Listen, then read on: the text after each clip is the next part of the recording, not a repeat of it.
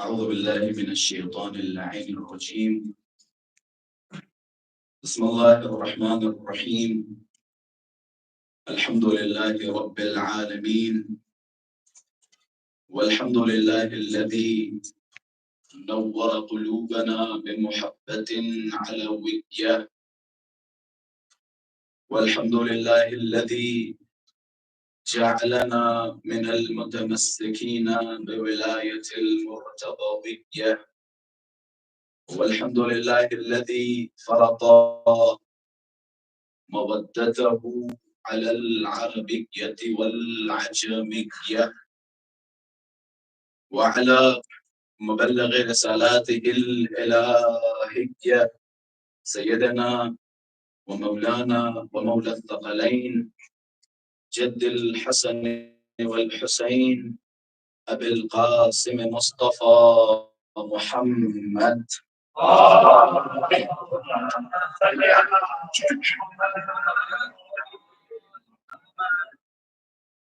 اللهم صل وسلم وزد وبارك على صاحب الدعوة النبوية والصولة الحيدرية والعصمة الفاطمية والحلم الحسنية والشجاعة الحسينية والعبادة السجادية والمآثر الباقرية والآثار الجعفرية والعلوم الكاظمية والحجج الرضوية والجود التقوية والنقابة النقوية والهيبة العسكرية والغيبة الإلهية الحجة القائمية.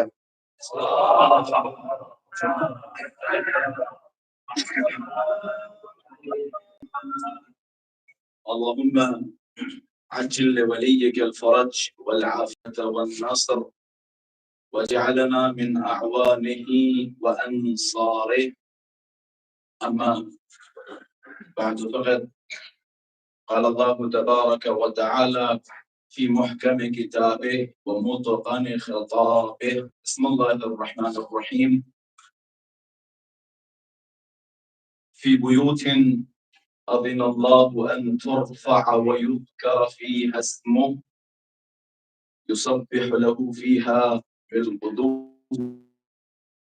والآصال. صدق الله العلي العظيم.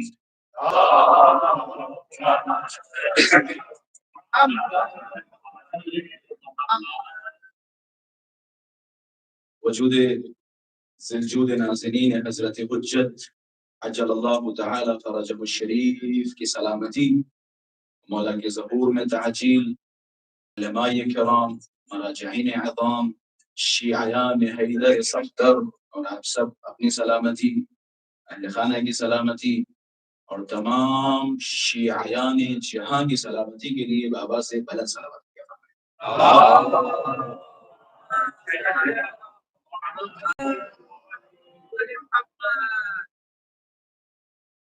عزیزان محترم، شب شہادت سکینہ بنت الحسین ہے۔ اللہ تبارک و تعالی نے ہم سب کو زندگی دی، اور اس زندگی میں ایک بہترین موقع جسے موقع عزا کہا جاتا ہے، تو طفیل اہل بیت اطہار علیہ السلام، وہ موقع عزا ہم سب کو رزق ہوا۔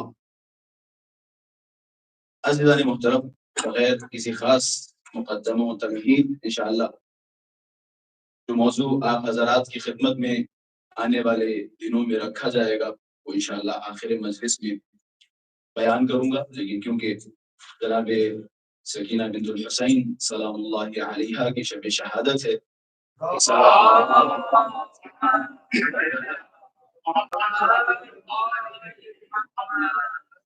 لہذا چند ایک الفاظ اس پاکیزہ اور اس شہزادی، اس آغازادی کے حوالے سے، ہزار مرتبے شستن دہاں بے عطر و گلاب، ہنوز نام تو گفتن کمال بی ادبیس۔ اس منہ کو ہزار مرتبہ عطر و گلاب سے دھلا جائے، پھر بھی اس منہ سے یہ پاک و پاکیزہ ناموں کا لینا یقیناً بے ادبی کے سوا کچھ نہیں ہو سکتا. کہاں یہ نام اور کہاں ہماری یہ زبانیں. جناب سکینہ بنت الحسین پہ گفتگو کرنا اگر کوئی انسان شروع کرے تو یہاں سے شروع کی جا سکتی ہے. سکینہ کون؟ جو امام حسین علیہ السلام کی تمنا ہو یا ارمان ہو، وہ سکینہ.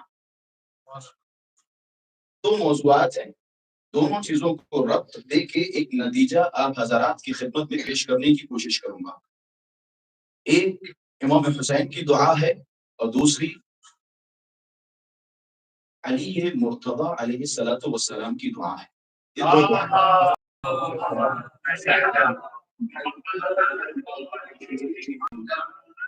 ایک وقت ہے کہ انسان دعا مانگتا ہے.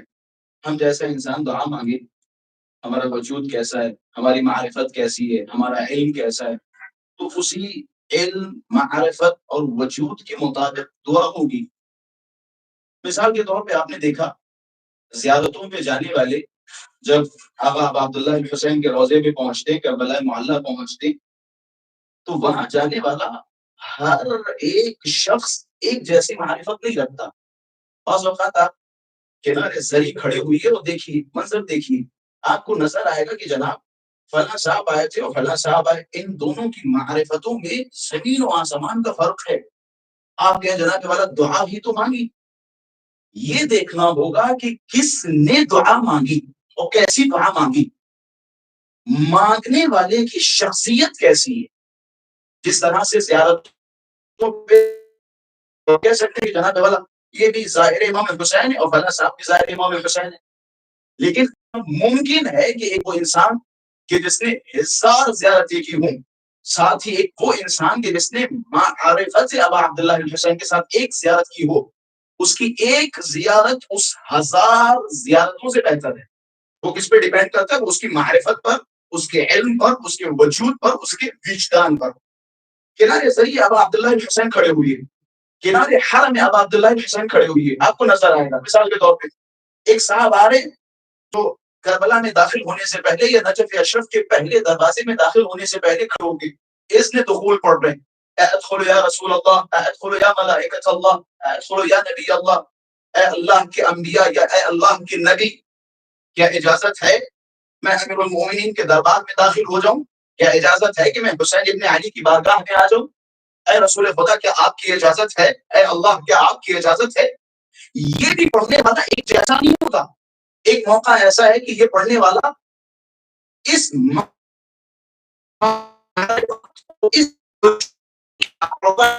پڑھتے بے ہوش ہو جائے. وہ کہتا ہے کہ جناب والا ہم تھے کون، ہماری کیا، ہماری اوقات کیا.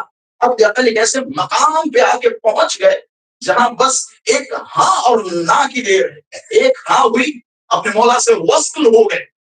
یہ پڑھنے والا ایک جیسا نہیں ہوتا. ہر انسان کی دعا، ہر انسان کی زیارت اس کی معرفت کے مطابق ہوتی ہے، اس کے وجود کے مطابق ہوتی ہے، اس کی شخصیت کے مطابق ہوتی ہے. جملہ بڑی آسانی سے میں نے کہا کہ جناب سکینہ حسین ابن علی کی دعاؤں کا نتیجہ ہے. حسین ابن علی کی دعاؤں کا نتیجہ. جناب تھوڑا سا اپنے وجود کو ہلائیے. کس کی دعا؟ کس کی دعا؟ امام حسین کی دعا. امام حسین مثال کے طور پہ نماز میں بیٹھ کے خدا کے سامنے ہاتھوں کو پھیلا رہے ہیں، اے میرے پروردگارا مجھے ایک ایسی بیٹی عطا فرما جو میرے لیے باعث سکون ہو. سمجھ رہے کلمات امام حسین کی؟ میرے لیے باعث سکون ہو. کس سے دعا مانگی جا رہی ہے؟ خدا بند متعال سے. مانگنے والا کون ہے؟ ابا عبداللہ حسین. کیا میں تھوڑی سے الفاظ کی وضاحت کروں؟ مانگنے والا کون ہے؟ مانگنے والا وہ ہے کہ جس کے دروازے پہ کائنات آگے رزق مانگے، وہ مانگنے والا ہے. جو خود کھڑا ہو کے کائنات میں علم بانٹ رہا ہو، جو خود کھڑا ہو کے کائنات کو رزق دے رہا ہو، وہ اپنے خدا کی بارگاہ میں، خدا کی بارگاہ میں بیٹی مانگ رہا ہے. بیٹی مانگ رہا ہے. جہاں آپ سمجھتے عظمت کیا ہے. ارادت الرب فی مقادیر امورہ فَهَبِطُ إِلَيْكُمْ وَتَصْدُرُ مِنْ بُيُوتِكُمْ. یہ وہ مانگ رہا ہے. ہم زیارتوں میں جملہ پڑھتے ہیں نا، کہتے ہیں اے آقا امام حسین، اللہ کا جو ارادہ ہے نا، مثال کے طور پہ آج فلاں صاحب کو رزق دینا ہے، فلاں صاحب کو گاڑی دینی ہے، فلاں صاحب کی مثال کے طور پہ کسی اچھی لڑکی کے ساتھ شادی ہونی ہے، فلاں صاحب کو مثال کے طور پہ ایک بنگلہ ملنا ہے. یہ اللہ کا جو ارادہ ہوتا ہے نا، فی مقادیر امورہ، اللہ کا جو ارادہ نفوذ یا وقوع امر کے لیے، مثال کے طور پہ اس بندے خدا کو مجھے امیر بنانا ہے، اس بندے خدا کو مجھے پاس کرنا ہے کسی ایگزام میں. یہ جو اللہ کا ارادہ فی مقادیر امورہ، قربان جاؤ مولا کے جملوں پر کیا باریکی ہے، کیا باریکی ہے. تمہاری تقدیریں جب لکھی جاتی ہیں نا، یہ جو تمہارے مقدرات ہے نا، یہ کسی خطیب کی خطابت نہیں ہے جناب والا جو اتنی سنجیدگی کے ساتھ سنی جا رہی ہے. جناب کیسی باتیں ہو رہی ہیں. جملہ ہے زیارت ابا عبداللہ بن مسعود کا. اللہ کا ارادہ جب وقوع اور نفوذ کی منزل پہ جاتا ہے تو پہلے دہلیز اہل بیت پہ سلامی پیش کرتا ہے. دہلیز اہل بیت پہ آتا ہے، دہلیز اہل بیت پہ آتا ہے. جناب آپ کے نعوذ باللہ اللہ فارغ ہے، اللہ فارغ ہے، ساری چیزیں انہی کے حوالے کر رکھی. میں کہتا ہوں جناب والا اللہ بلند و بالا ہے. اب اگر اللہ کا یہی ارادہ ہے تو ہمیں ماننا پڑے گا. اگر اللہ کا یہی ارادہ ہے تو ہم سر تسلیم خم ہوتے ہیں. اللہ کا ارادہ ہے، اللہ نے یہ نظام بنایا، اللہ نے یہ مقدر بنایا کہ ارادۃ الخلق، یا وہ چیزیں جو مخلوقات کو ملنی ہے تو ساری کی ساری در اہل بیت پہ آتی ہیں. پھر جانے کے بعد کیا فرماتے ہیں، تصدر من بیوتکم، یہ ساری چیزیں آپ کے گھر سے نکلتی. اسے کتنا علم مل رہا ہے، اسے کتنی روزی مل رہی ہے، کتنا رزق مل رہا ہے. اب میرے خیال سے وہ جملہ جو بڑی آسانی سے سنا گیا، میں اسی جملے کو دوبارہ سنانا چاہتا ہوں. وہ ابا عبداللہ الحسین، یا وہ اہل بیت اطہار کہ جن کے دروازوں سے تمام مخلوقات کے لیے رزق بانٹے جاتے ہوں، تمام مخلوقات کی حاجتیں قبول ہوتی ہوں، جن دروازوں سے وہ امام نمازوں میں بیٹھ کے کہے اے میرے پروردگار مجھے ایک ایسی بیٹی دے. آپ سمجھے جملوں کہ ایسی بیٹی دے جو باعث سکون ہو. یہ میں نے اہل بیت اطہار کی پوری ہسٹری میں دو جگہ دیکھا.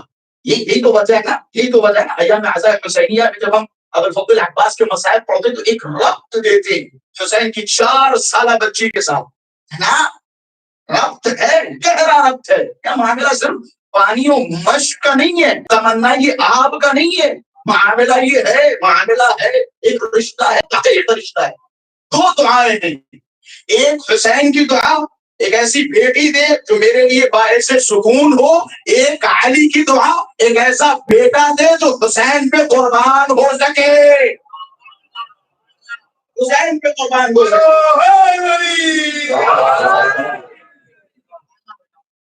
ایک ایسا بیٹا جو حسین پہ قربان ہو سکے. اگر ایک لفظ میں خطیبانہ انداز میں اس رشتے کو سمجھانا چاہوں تو کہہ سکتا ہوں کہ جناب عباس و سکینہ میں وہی رشتہ ہے جو مشق و علم میں ہے. علم مشق سے جدا نہیں ہو سکتا. جہاں علم ابوالفضل عباس ہے وہاں مشق سکینہ ہے. یہ رشتہ ہے. جناب سکینہ بنت الحسین کون؟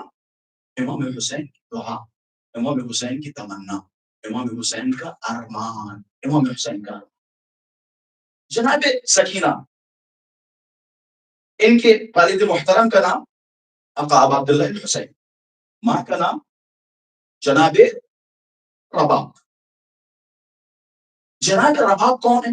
دیکھیں جب بھی ہم اہل بیت اطہار کے اطفال کا تذکرہ کرتے ہیں تو وہاں ماں کا بڑا اہم کردار و رول ہوا کرتا ہے.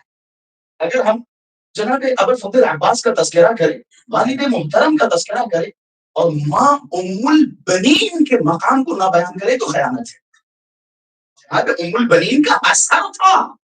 میں اس بات کو ذمہ داری کے ساتھ کہہ سکتا ہوں، یہ جو جناب ابوالفضل عباس کی شخصیت کربلا میں نکھر کے آئی، یہ شخصیت نہیں، جناب ام البنین کی وصیتیں ہیں.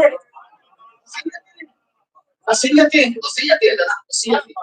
جناب رباب کس کی بیٹی ہے؟ عرب کا سب سے بڑا شاعر امرؤ القیس، سب سے بڑا شاعر۔ جناب کتنا بڑا شاعر، کتنے قصیدے لکھے؟ 2 4 5 10، یہ کتنا بڑا شاعر۔ ہمارے یہاں ماشاء اللہ سے ایک پیمانہ آ چکا ہے، جبکہ یہ پیمانہ نہیں ہوا کرتا تھا۔ کون کتنا بڑا شاعر اور کون کتنا بڑا نوخان ہے، یہ ایک پیمانہ آ چکا ہے مع الاسف الشدید، جو پہلے ہمارے پاس نہیں پایا جاتا تھا۔ خلاصہ امرؤ القیس بہت بڑا شاعر کہ جس کی بیٹی ہے جناب رباب، امام حسین علیہ السلام کی زوجہ جناب سکینہ بنت الحسین کی ماں۔ جناب رباب خود بہت فصاحت و بلاغت کے ساتھ کلام فرمایا کرتی تھی، خود شاعرہ بھی تھی، شعر بھی کہے، مرثیے کے بہت سارے بند ماشاءاللہ سے مصائب میں ہمارے یہاں پڑھے جاتے جناب رباب سے۔ امرؤ القیس کون؟ امرؤ القیس وہ انسان، وہ شخص کہ جس کے اشعار زمانے جاہلیت میں خانہ کعبہ کے اوپر لٹکائے جاتے تھے، اور کہا جاتا کہ جناب کوئی ہے جو ان اشعار کا مقابلہ کر سکے، کوئی ہے جو اشعار کا مقابلہ کر سکے، اتنا بڑا شاعر۔ یہاں تک کہ کہا جاتا ہے کہ 7 کے 7 قصیدے اگر لٹکائے گئے تو امرؤ القیس کے لٹکائے گئے، 7 کے 7 قصیدے۔ اتنا بڑا شاعر، اتنا بڑا شاعر۔ بھائی علامہ طالب جوہری صاحب کا وہ جملہ یاد آ گیا، عرب کے پاس تھا کیا؟ 2 ہی چیزیں تھی، 2 ہی چیزیں تھی، ایک تھی شعر و شاعری اور دوسری تھی بہادری۔ یہ 2 چیزیں تھی کہ جن پہ یہ پوری زندگی ناز کرتے رہے، پوری زندگی فخر کرتے رہے۔ اللہ تبارک و تعالیٰ نے جب رسول گرامی کو ان کے درمیان بھیجا تو ان کے سامنے بھی یہ 2 چیزوں کو پیش کیا کرتے تھے بعنوان افتخار، بعنوان فخر۔ جناب ہمارے پاس ایسے ایسے شعراء ہیں، ہمارے پاس ایسے ایسے بہادر ہیں جو اونٹوں کو مار دیا کرتے، ہاتھیوں کو گرا دیا کرتے۔ ان کے پاس 2 چیزیں تھی جن پہ بہت زیادہ فخر کیا کرتے تھے۔ اللہ نے رسول کو ان 2 چیزوں کے مقابلے میں 2 معجزے عطا کیے تاکہ ان کا توڑ پیش کیا جا سکے۔ شعر و شاعری کے مقابلے میں اللہ نے قرآن نازل کر کے کہا اگر تم میں مجال ہے تو تم ایک حرف لے کے آؤ اس جیسا۔ یہ تھا شعر و شاعری کا مقابلہ۔ ان کے بہادروں کے مقابلے میں اللہ نے علی کی صورت میں معجزہ دیا۔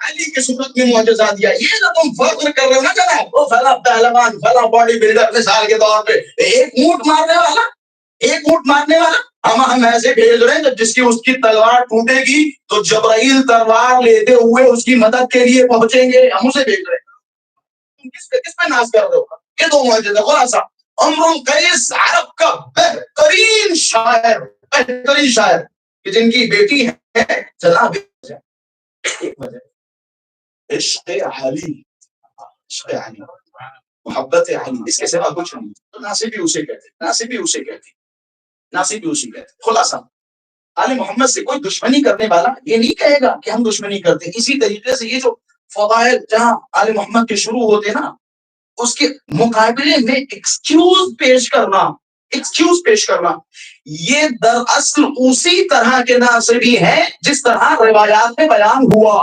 یہ کہتے نہیں ہیں کہ ہمیں فضائل پسند نہیں ہیں، یہ فضائل ہمیں ہضم نہیں ہوتے، بس ادھر ادھر کی باتوں کے ذریعے فضائل آل محمد کو گرانے کی کوشش کرتے۔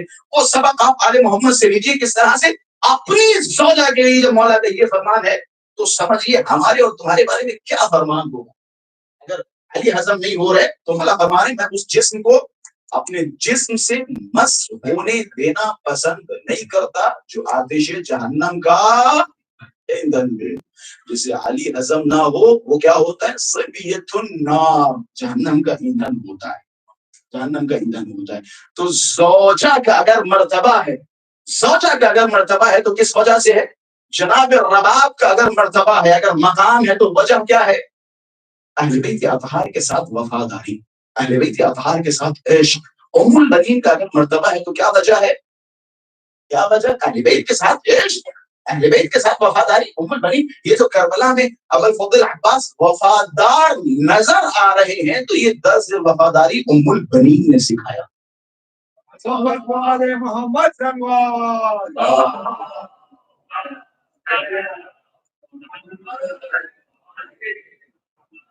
میں جلدی جلدی چند باتیں آپ حضرات کے سامنے عرض کرنے کی سوچی تھی وہ میں عرض کرتا چلوں۔ جناب سکینہ بنت الحسین ماں حضرت رباب، کیا مقام ہے، کیا مرتبہ ہے جناب رباب کا. یہ اس جملے سے آپ سمجھیے کہ جناب رباب کی نظر میں ابا عبداللہ الحسین کی اہمیت کیا تھی. ایک جملہ ختم کیجیے. چھٹے امام نے اسی روایت میں ایک جملہ اور فرمایا کہ رباب اتنا زیادہ رویا کرتی تھی امام حسین کے بعد، اتنا زیادہ گریہ فرمایا کرتی تھی. یہ لفظ بڑا آسان ہے، بڑا آسان ہے، لیکن اسے کوئی سمجھ نہیں پاتا. یقین کریں میں بھی آج تک سمجھ نہیں پایا، لیکن اتنا پتا ہے کہ یہ آسان نہیں ہے کسی بھی حال. اور فرماتے حضرت رباب اتنا روتی تھی کہ روتے روتے آنسو خشک ہو جاتے تھے، خشک ہو جاتے تھے. ہم نے بہت ساری بڑی بڑی روایتیں سن لی، خون کا گرنا، خون رونا، یہ ساری باتیں سنے ہوئے بیٹھے، تو لہٰذا یہ آنسوؤں کا خشک ہو جانا بڑا ہلکا سمجھا جاتا ہے، بڑا آسان سمجھا جاتا ہے.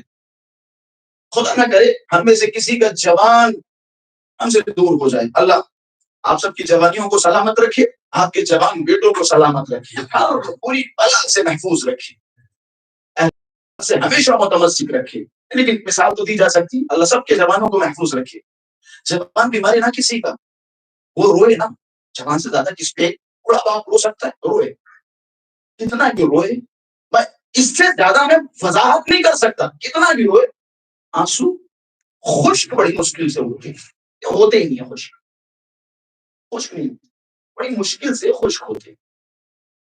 آپ سوچیں 40 سال سالوں تک، جب تک زندہ رہی، بلکہ 1 سال کے اندر ہی جناب رباب کی وفات ہو گئی، لیکن جب تک زندہ رہی جب جب روتی تھی آنسو خشک ہو جاتے امام حسین. اور ایسے ایسے غمگین اور سنگین جملے استعمال فرماتی تھی کہ آس پڑوس بیٹھنے والا ان کے جملوں کو یا مرثیے کے بندوں کو سن سن کے رونے لگا.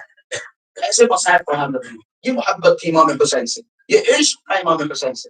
ہم نے یہ تو دیکھا نا کہ سر حسین پہ جناب سکینہ دوڑی اور گود میں لیا.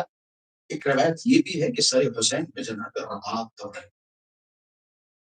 سکینہ بھی دوڑ رہی ہے نا، یہ ماں کی تربیت ہے، ماں کی تربیت ہے، ماں کی تربیت. جناب سکینہ بیٹی ہے جناب رباب کی، ماں کا یہ قد ہو، یہ مرتبہ ہو، یہ مرتبہ ہو، سوچیں بیٹی کا کیا مرتبہ ہوگا. حسین کا یہ مرتبہ ہو تو بیٹی کا کیا مرتبہ ہوگا. امام حسین اتنی محبت کرتے تھے نا اپنی بیٹی سکینہ سے، اتنی محبت کرتے تھے. میں ابھی مسائل کی طرف نہیں گیا، تھوڑا سا حوصلہ رکھا ہوا. اتنی محبت کرتے تھے نا. سکینہ کا رونا بالکل پسند نہیں تھا، بالکل پسند نہیں تھا. سکینہ جیسے ہی ہوتی تھی نا امام حسین بے چین ہو جاتے تھے. سکینہ کو رونے نہیں دینا، رونے نہیں دینا. حسین بے چین ہو جاتا ہے، بے چین ہو جاتا ہے. میں نے ایک روایت اور بھی دیکھی. رسول گرامی مدینے کی کسی گلی سے گزر رہے تھے، اچانک ایک بچے کے رونے کی آواز آئی. رسول نے فرمایا کس کا بچہ ہو رہا ہے، رو رہا ہے کوئی، کہ جا کے چھپ کر آؤ. یا رسول اللہ بچہ ہے، رونے دو. اس بچے کی آواز حسین کی طرح لگ رہی ہے. مجھے گوارا نہیں کہ میں حسین کا رونا دیکھوں. یہ محبت، یہ والہانہ محبت تھی سکینہ سے. سکینہ کا رونا پسند نہیں تھا، لیکن ہاں جہاں سکینہ کا رونا پسند نہیں تھا، برداشت نہیں کر پاتے تھے، وہیں ایک جملہ اور بھی کہا. بیٹی جب تمہیں رونا ہونا، میری شہادت کی بات ہونا، حسین کی زندگی میں نہ ہونا، میری شہادت کے بعد ہونا. جناب سکینہ سے اتنی محبت، اتنی. میں نے دیکھا، سیرت دیکھی.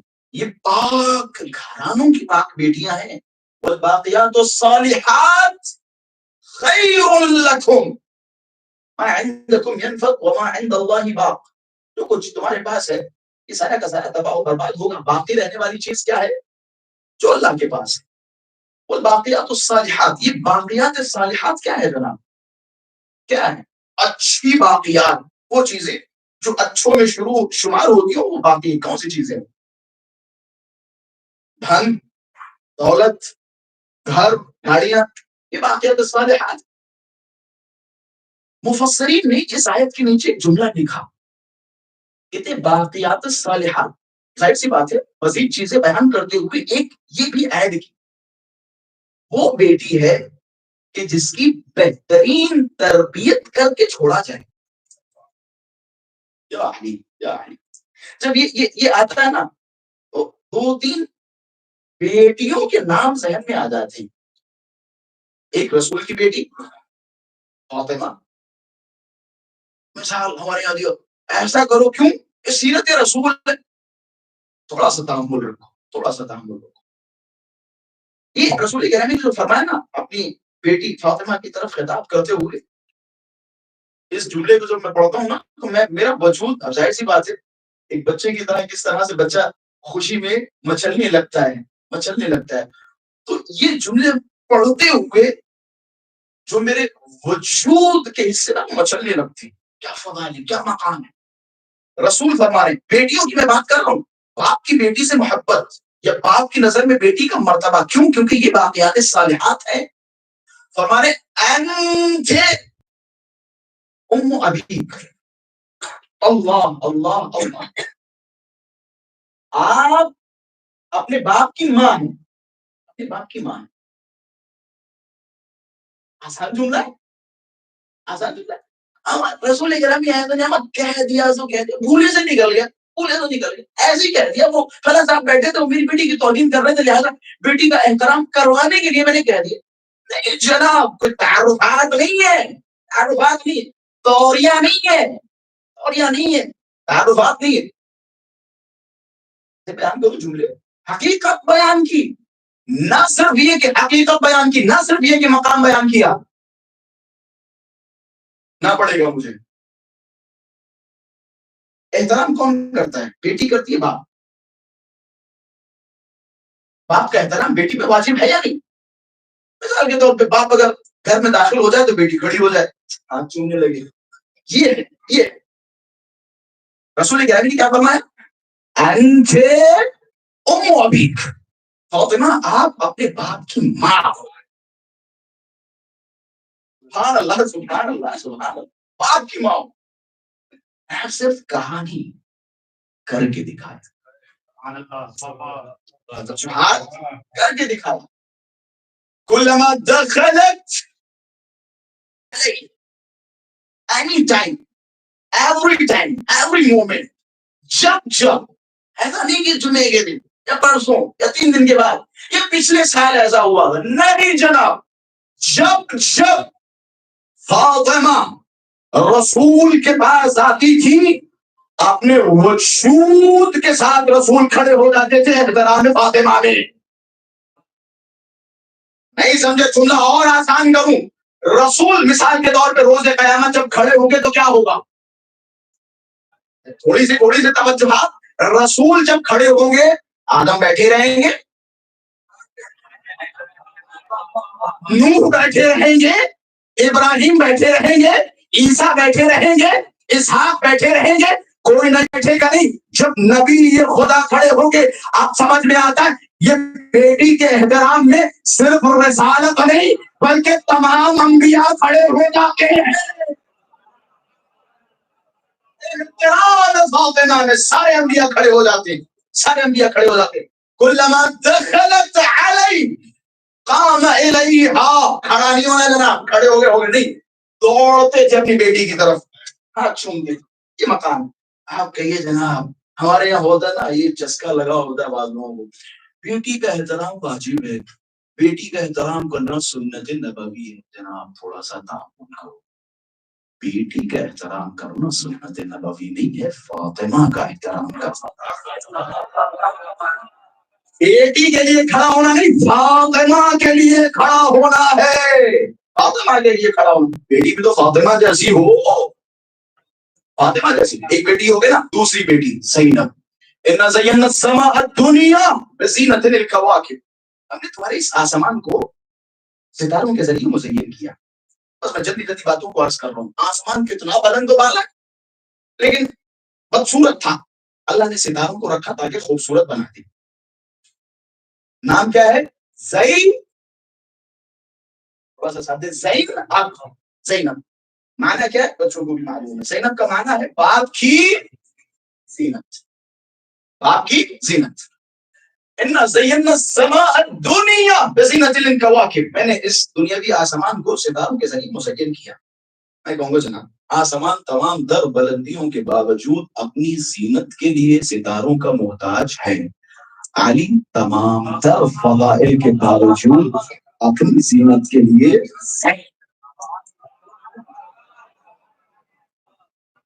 ہو گئے مجلس، تمام تر کمالات ایک جملہ صاحب بھائی اور ایڈ کر. اگر ایک ہی بیٹی ہوتی نا، کوئی اور نہ ہوتا، کہا جاتا اپنے باپ کی زینت. ٹھیک ہے بھائی، سب سے بہترین جملہ میری نظر میں یہ ہے، زینب اپنے باپ کی زینت کس ماحول میں؟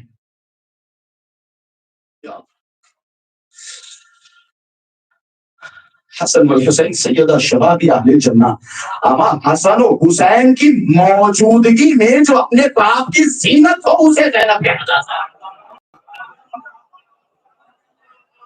بیٹے حسن و حسین جیسے، بیٹے حسن و حسین جیسے، حسن و حسین کی موجودگی میں جناب ہمارے لیے المال والبنون زینت الحیات الدنیا، یہ مال، یہ بیٹے، یہ 18-19 سال کے جوان ہٹے کٹتے، چاہے وہ شرابی ہو، نشیڑی ہو، کبابی ہو، لیکن باپ کے لیے وہ معتبر ہے بیٹی کے بنسبت. یہ ہوتا نا، یہ ہوتا المال والبنون زینت الحیات الدنیا.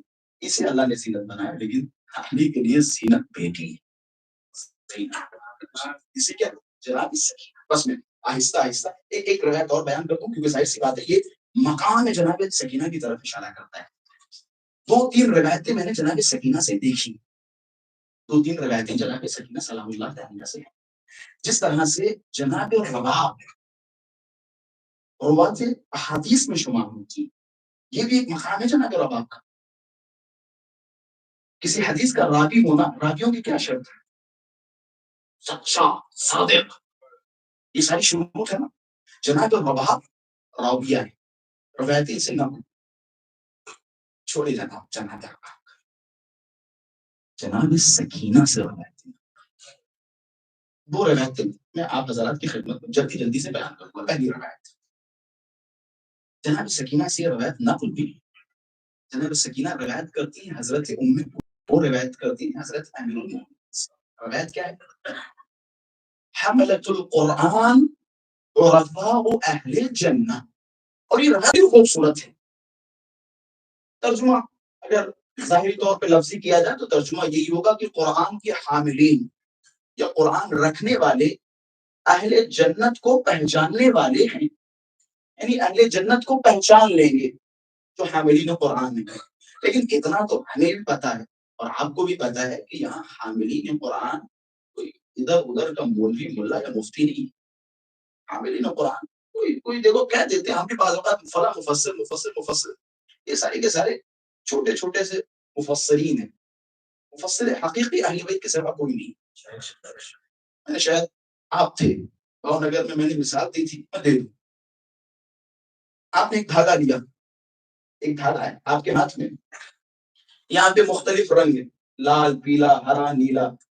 اہل بیت کا مفسر ہونا اور عام کسی مولوی یا مفتی کا مفسر ہونا کتنا فرق ہے. یہ ہماری بے وقوفی ہے، عالم محمد سے دوری کا نتیجہ ہے کہ جناب والا اہل بیت کے مقابلے میں اگر فلاں عالم صاحب نے کہہ دیا، فلاں صاحب نے کہا، ہو گئی بات. تھوڑا سا اپنے آپ کو استعمال کریں، آپ استعمال کریں. مثال دے رہا ہوں، اہل بیت کا مفسر ہونا عام لوگوں کا مفسر ہونا کتنا فرق ہے، تھوڑا بڑا نہیں ہے، کتنا فرق ہے. ایک دھاگا لیجیے، الگ الگ اس دھاگے کا رنگ، چونٹی کو اس دھاگے پہ چھوڑ دیجیے، چونٹی سے پوچھیے حضرت چیٹی آپ کے نیچے کیسا کلر ہے؟ تو چونٹی لال پہ پہنچے گی تو خلا صاحب لال ہے. آگے بڑھے گی ہرے پہ، پھر اس چونٹی سے پوچھا جائے کیسا کلر ہے تو کیا کہے گی؟ ہرے. کالے پہ پہنچے گی، کیا کہے گی؟ کالا ہے. کیوں؟ کیونکہ اس کی اوقات ہی نہیں ہے جو یہاں بیٹھ کے پورے دھاگے کا رنگ دیکھے.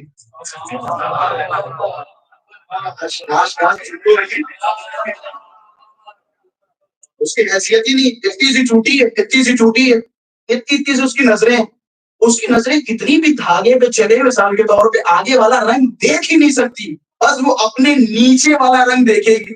ہرے پہ پہنچے گی کہے گی ہرا ہے، لال پہ پہنچے گی کہے گی لال ہے. تو یہ ہے وہ تمام مفسرین کی مثال ایک چونٹی کی طرح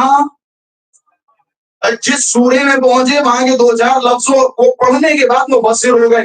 لیکن آل محمد کی نظر اس طرح سے نہیں ہے، بلکہ آل محمد کی نظر میں پورا کا پورا دھاگا ہے. وہ جانتے ہیں قرآن میں کیا کہا اور کیسے ہے. تو خلاصہ حاملین حقیقی قرآن کون ہے؟ مفسرین حقیقی قرآن کون ہے؟ اہل بیت اطہار. ٹھیک ہے جناب. سکینہ بنت الحسین سے روایت ہے جناب سکینہ بنت الحسین سے. مجھے پتا ہے 2-4 منٹ اگر زیادہ ہو جائیں تو تھوڑا سا تحمل کر لیجیے گا، پہلا دن ہے اور ظاہر سی بات ہے کچھ نئے چہرے بھی دکھائی دے رہے ہیں، تو یہ خدمت میں بھی ہمارا سلام ادب اور سلام محبت.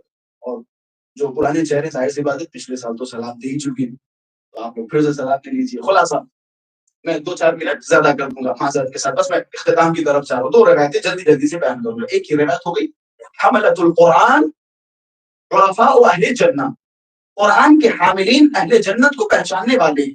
ترجمہ مکمل نہیں ہوتا، تھوڑا سا اور اگر تحقیق جائیں تو یہاں پہ مراد اور اس کی شرح یہ ہے کہ جناب والا قرآن کے جو حقیقی حاملین ہیں یعنی کون؟ اہل بیت اطہار عرفاء اہل جنہ، اہل جنت کے عرفاء نہیں بلکہ اہل جنت کو اسی دنیا میں ان کے چہروں سے پہچان لینے والے ہیں. کوشش کر رہا ہوں ایک مطلب بیان کرنے کی. اہل جنت کو اسی دنیا میں چہروں سے دیکھ کے پہچاننے والے. اگر طبیعت پہ گڑا نہ گزرے تو میں وہ جملہ دوہرا دوں آسان. ہاں اہل جنت کو اسی دنیا میں، یہی تو وجہ ہے کہ کوئی جنت کے دروازے پہ یا پورے صراط پہ کھڑا ہو کے کہے گا ہاذا لی و ہاذا لک، یہ میرا ہے یہ تیرا ہے.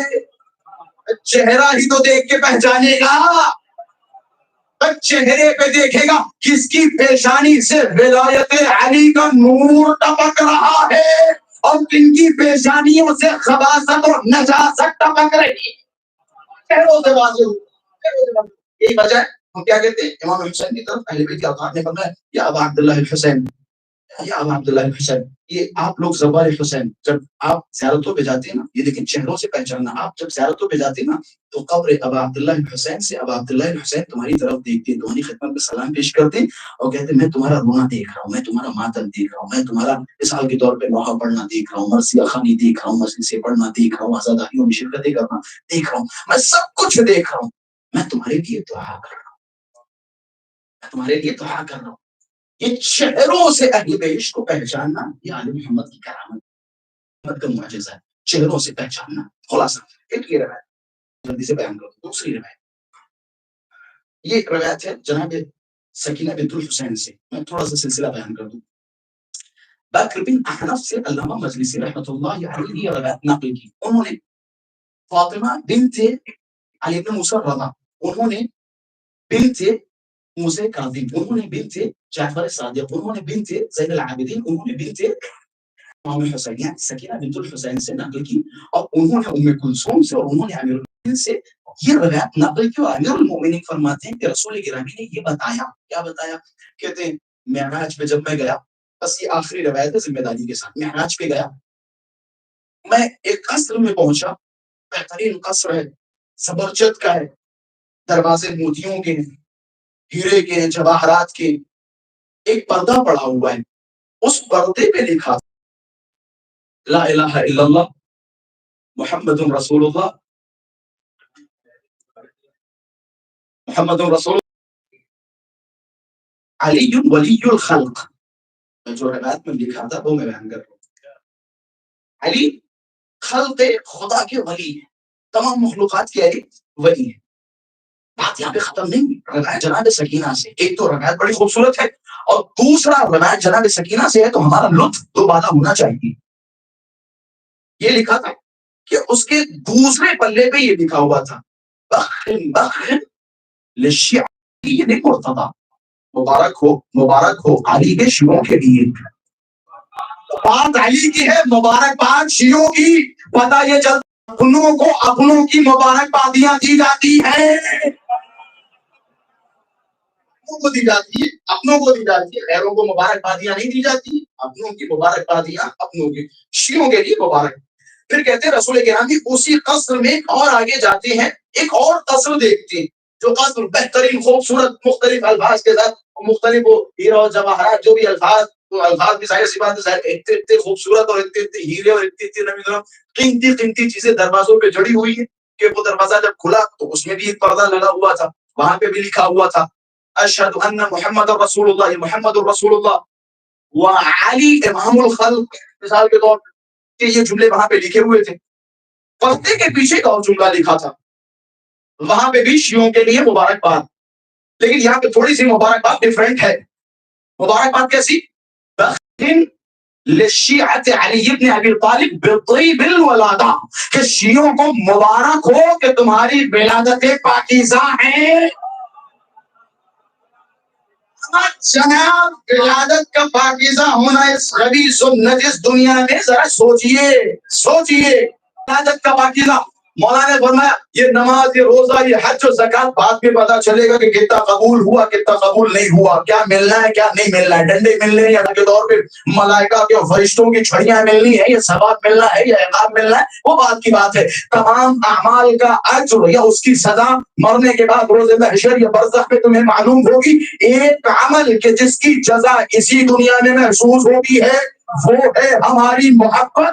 جب ہماری محبت کی ٹھنڈک اپنے دل میں محسوس کرو تو پہلی نعمت جو تمہارے لیے ثابت ہوتی ہے وہ یہ کہ تمہاری ولادت پاکیزہ ہے۔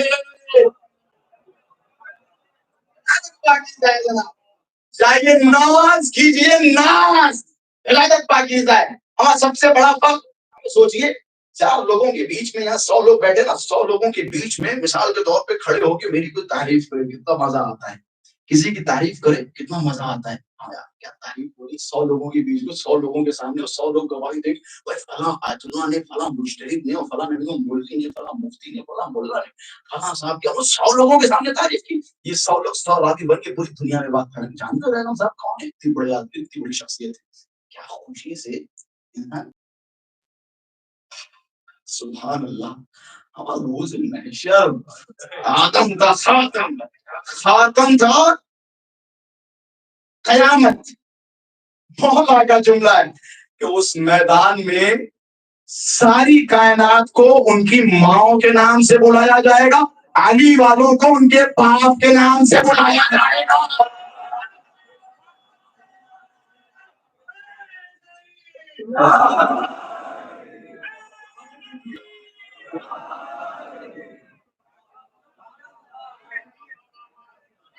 وہاں گڑبڑ ہے لیکن علی والے میں کوئی گڑبڑ نہیں ہوتا۔ وہ اور لوگ ہیں کہ جن کے امام جب پیدا ہوئے تو دعوے کرنے والوں کی لائنیں لگی ہیں، اور لوگ یہ علی والے ان کے باپ کے نام سے بلایا جائے گا۔ یہ محبت علی کا پہلا اثر ہے، طیب الولادہ۔ یہ جناب سکینہ اور بھی روایت کے 2-4 الفاظ ہیں، خلاصہ میں یہیں پہ تمام ہوں۔ یہ مقام ہے شہزادی سکینہ۔ کربلا میں سب سے زیادہ عزیز بچی، ایک سب سے زیادہ عزیز بچی، سب کی آنکھوں کا تارا، سب کی آنکھوں کا تارا، سب کے لیے ٹھنڈک ہے، سب کے لیے باعث رحمت، باعث مسرت، سب کے لیے۔ مثال کے طور پہ اگر ایک لمحے کے لیے عباس کی آنکھوں سے سکینہ اوجھل ہو رہی تو عباس پریشان ہے، سکینہ کہاں ہے، سکینہ کہاں ہے، سکینہ، سکینہ کو آنکھیں تلاش کر رہی۔ اگر زینب کی نظر سے ایک لمحے کے لیے جناب سکینہ اوجھل ہو رہی تو جناب زینب کی نظر جناب سکینہ کو تلاش کر رہی۔ سب کا تلاش کرنا اور ہے، حسین کی نظروں کا تلاش کرنا ہے۔ حسین کی نظریں بیٹی سکینہ کو تلاش کرنا، اولاد پاک ہوتا بھی ہوتا ہے۔ 3 سال 4 سال کی جن کی بچیاں ہیں، میرے خیال سے ان سے بہتر اس کیفیت کو کوئی سمجھ نہیں سکتا۔ 7 سال 8 سال 9 سال ایک باپ اپنی بچی سے کتنی محبت کرتا ہے۔ آخری لمحہ جب امام حسین نے دیکھا نا جناب سکینہ تڑپ رہی، جملہ بڑا آسان ہے لیکن بیٹھ کے یہی بیٹھ کے مصائب پڑھنا کمال نہیں ہے۔ مصائب پڑھ دو، شہادت عظمیٰ پڑھ دو، یہاں سے سنیں مصائب کو، یہاں سے سنیں، تصور کریں مصائب۔ امام حسین کا ایک جملہ جناب سکینہ سے جب ملے نا، چلے، گھوڑا رکا، گھوڑے سے زمین پہ آئے، جی ہاں بابا مجھے نیند کیسے آئی میں کیسے سوؤں گی بابا آپ تو جانتے ہیں نا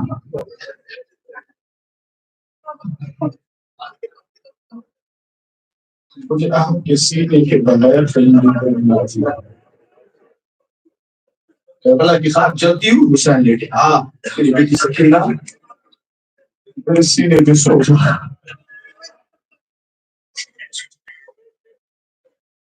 کہتے جناب سکینہ سو گئی سو گئی نا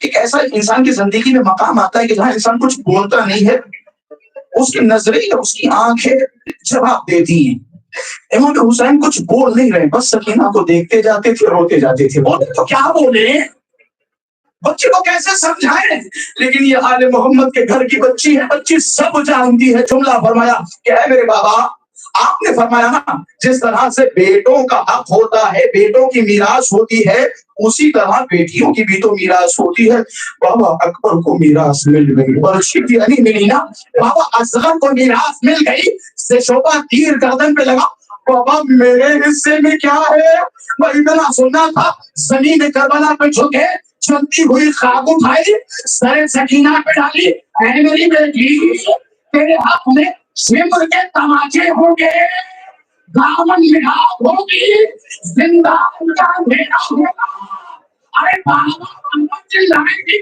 کوئی مدد کرنے والا نہ ہوگا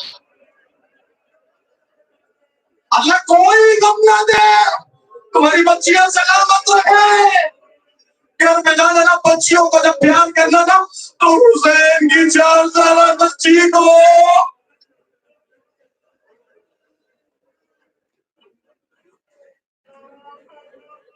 آپ کی آوازیں بلند ہوئی اللہ ان آوازوں پہ رحمت نازل فرمائے قربان جاؤ حسین کی بچی میں کیا محبت ہے کیا انسیت ہے راستے میں جب جناب ایک بھائی کے لیے ایک بڑا بھائی باپ کے بعد بھائی باپ کا رول ادا کرتا ہے بالخصوص بڑا بھائی اور خاص کر کے جب گھر میں چھوٹی بچیاں ہوتی ہے نا تو باپ کا پورا کردار ایک بڑا بھائی ادا کرتا ہے سید سجاد ایک بات جو کہی جاتی ہے نا جب محمد حنفیہ نے پوچھا نا جب مدینے پہنچا کافر محمد حنفیہ نے امام سید سجاد کو ڈھونڈا سید سجاد نظر نہیں آیا نا تو ایک ضعیف کے پاس پہنچے کہ کیا تو نے سجاد کو دیکھا ہے سجاد کو دیکھا رونے لگے کہ چچا پہچانا نہیں میں تو سجاد ہوں میں سجاد ہوں کہ سجاد کوڑا تو نہیں تھا سجاد کی کمر خمیرہ تو نہیں تھی سجاد کی زلفیں سفید تو نہیں ہوئی تھی ایک جملہ فرمایا ارے ایسا کیا ہو گیا تو بوڑھا ہو گیا